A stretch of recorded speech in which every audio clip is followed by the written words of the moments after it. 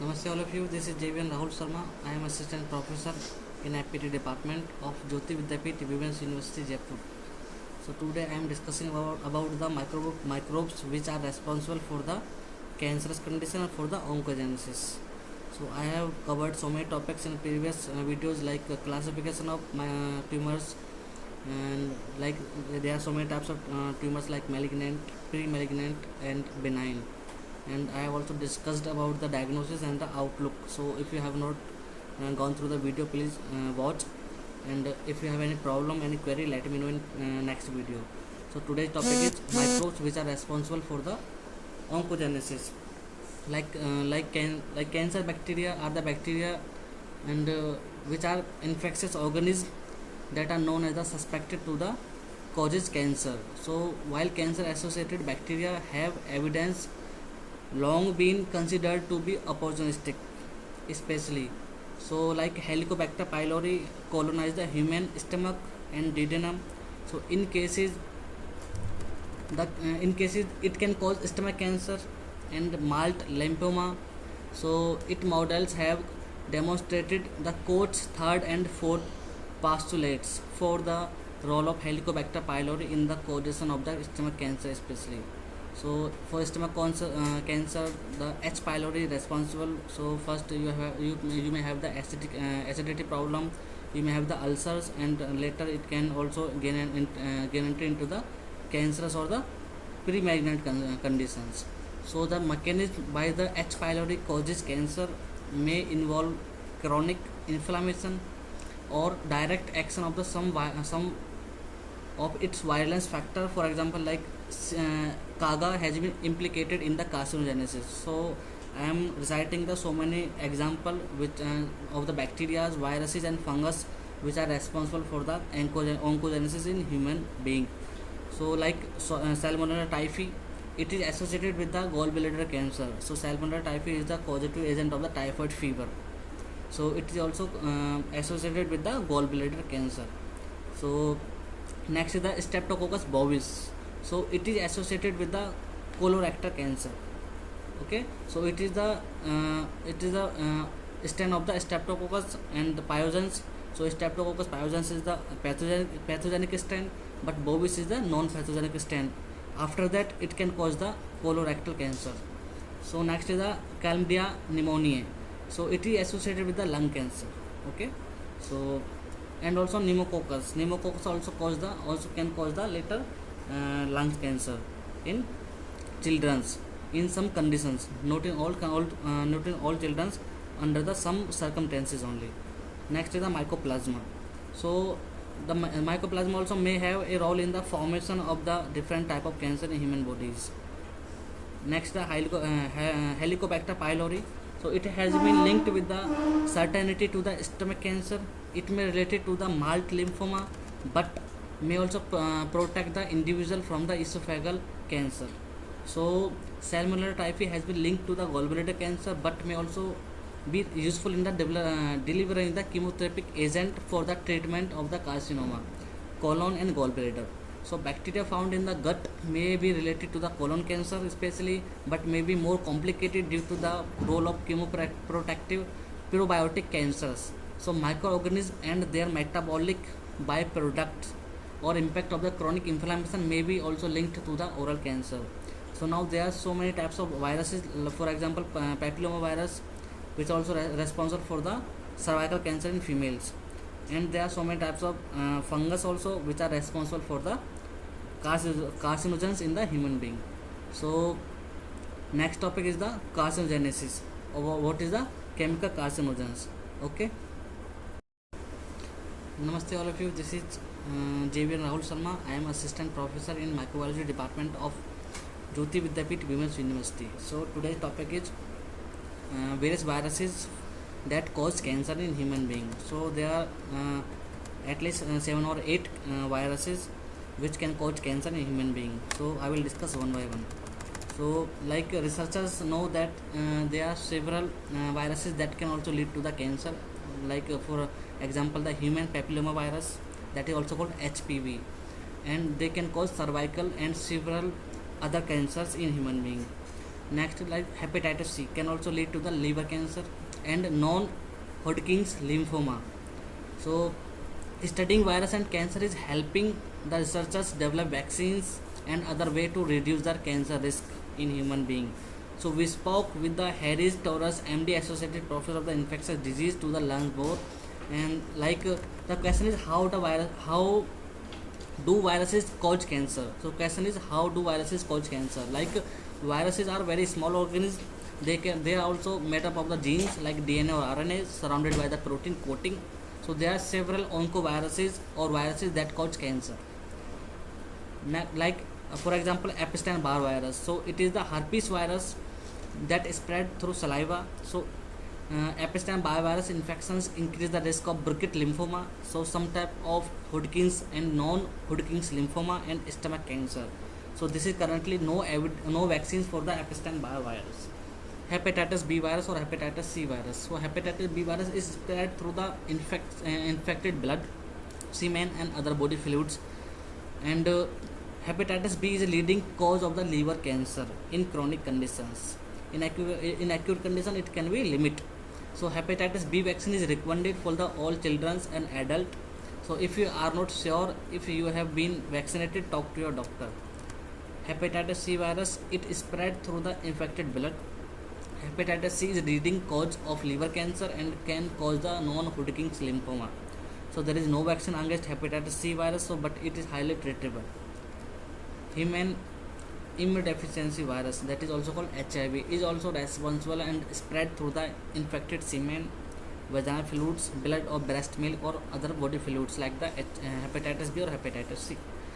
While it does not cause cancer directly, so researcher and believe it increase the risk of cancer by damaging the human immune system of human, so which reduce the body defense against the other oncoviruses. So it can also enable the other oncoviruses to cause cancer.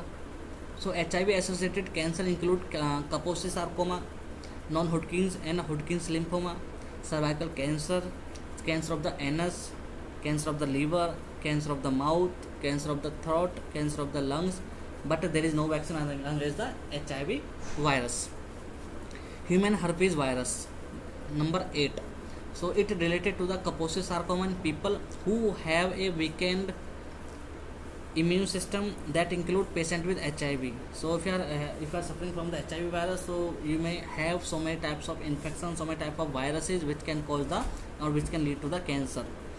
Human papillomavirus, it has at least 12 strains that can cause the cancer in men and women, including anal, cervical, penile, throat, vaginal, vulvar cancer. So boys and girls under the age of 12 should get HPV vaccine. It is available for the patient from age 9 to 26 year of the age. So like human T cell leukemia virus type and also called a human T lymphocytic virus. So it is linked to the adult T cell leukemia or lymphoma in human. So it can spread through the infected semen, vaginal fluid, blood, breast milk, and infection is rarely found in the United States. Okay. Namaste all of you. This is JVN Rahul Sharma. I am assistant professor of microbiology in the department of FPD of Jyoti Vidyapeeth Women's University Jaipur. So today's topic is carcinogenesis, and next topic will be the mechanism of the carcinogenesis and what is the pathogenesis. Okay. So carcinogenesis is also called the oncogenesis.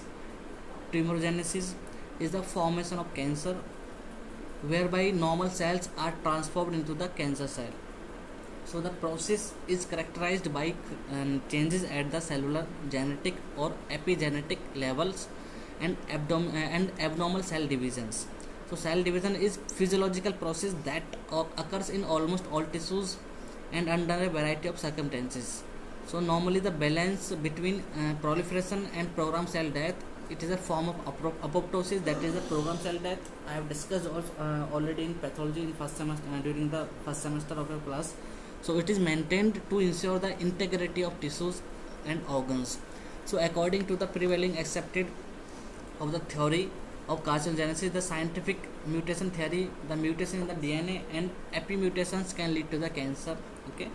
So orderly process by the disrupting the programming regarding the process, upsetting the normal balance between proliferation and cell death. So this result is uncontrolled cell division and evolution of these cells by natural selection in the body. Okay, so cancer is the fundamentally a disease of regulation of the tissue growth. In order to form a normal cell to transform into a cancer cell, so genes that regulate cell growth and differentiation must be altered. So genetic and epigenetic changes can occur at many levels, from gain or loss of the entire chromosomes, the mutation affecting a single DNA nucleotide, or to silencing or activating a microRNA that controls expressing of 100 to 500 genes. So there are like two broad categories of genes that are affected by these changes. So oncogenes may be normal, the genes that we expressing at the inappropriately high level, or altered genes that have novel properties. In either case, the expression of the genes promotes the malignant phenotype of cancer cell. Okay, so either case, the expression of these genes promotes the malignant phenotype of cancer cell. So tumor successor genes are genes that inhibit cell division, survival, or other properties of cancer cells. So tumor suppressor genes are often disabled by cancer promoting genetic changes. Finally, the oncovirion virus that contain an oncogenes are categorized as oncogenic because that they trigger the growth of tumor tissues in host, and the process also referred to a viral transformation. Okay, so next topic will be the causes. Namaste, this is JVN Rahul Sharma. I am Assistant Professor of Microbiology in APD Department of Jyoti Vidyapeeth, Women's University, Jaipur. So today's topic is causes of the oncogenesis or tumorigenesis. So there are diverse classification scheme for the various genomic changes that may contribute to the generation of cancer cells. So many of these changes are mutations or changes in the nucleotide sequence of genomic DNA. So we are having we suffer from the cancer condition because of the gene mutation. Okay, so and especially in the changes in the nucleotide sequence of the DNA. So these are and there are also many epigenetic changes that alter whether genes are expressed or non-expression. So aneuploidy, the presence of an abnormal number of chromosomes, it is one genomic change that is not a mutation and may involve either gain or loss of one or the more chromosomes through the error in the mitosis. So large scale mutation involve either the deletion or duplication of a portion of a chromosome. So genomic amplification occurs when a cell gains the copies more often 20 or more than the 20 of a small chromosome region, usually containing one or more oncogene and adjacent genetic material. So next, like the DNA damage. So DNA damage is associated to the primary causes of the cancer. So more than 60,000 new natural occurring instances of DNA damage arise on average per human cell per day due to the endogenous cellular process and the DNA damage. So it is a natural occurring process. So additional DNA damage can arise from the exposure of the exogenous agents. So as one example of the exogenous carcinogenic agent like tobacco, mainly is the lifestyle changes like tobacco smoking cause the increased DNA damage, and its DNA damage likely cause the increase of the lungs cancer due to the smoking. In other example, ultraviolet rays from solar radiation can cause DNA damage, that is the important in melanoma. So Helicobacter pylori infection produce high level of reactive oxygen species that damage DNA and contribute to the gastric cancer. So the aspergillus flavus metabolite aflatoxin is a DNA damaging agent that is causative in the liver cancer. So DNA damage can also be caused by substances produced in the body. So macrophages and neutrophil is an inflamed colonic epithelium are the sources of the reactive oxygen species, causing the DNA damage that initiate the colonized tumorigenesis.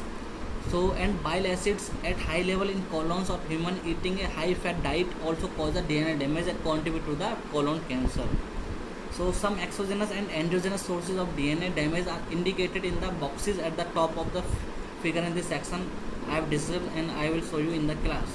So, the central role of the DNA damage in progression of the cancer is indicated at the second level of the figure, and the central element of the DNA damage, epigenetic alteration and deficient DNA repair in the progression to the cancers. Okay, so a deficiency in DNA repairs would cause more DNA damage to accumulate and to increase the risk of the cancer. For example, individual with an inherited impairment in any of the 34 DNA repair genes. Okay, so the majority of the cancers are called non-hereditary or sporadic cancer. So about 30% of sporadic cancer don't have hereditary component, that is currently undefined. So with the majority of or 70% of sporadic cancer have no hereditary component. Okay, so in this video I am also discuss about the mechanism of the oncogenesis.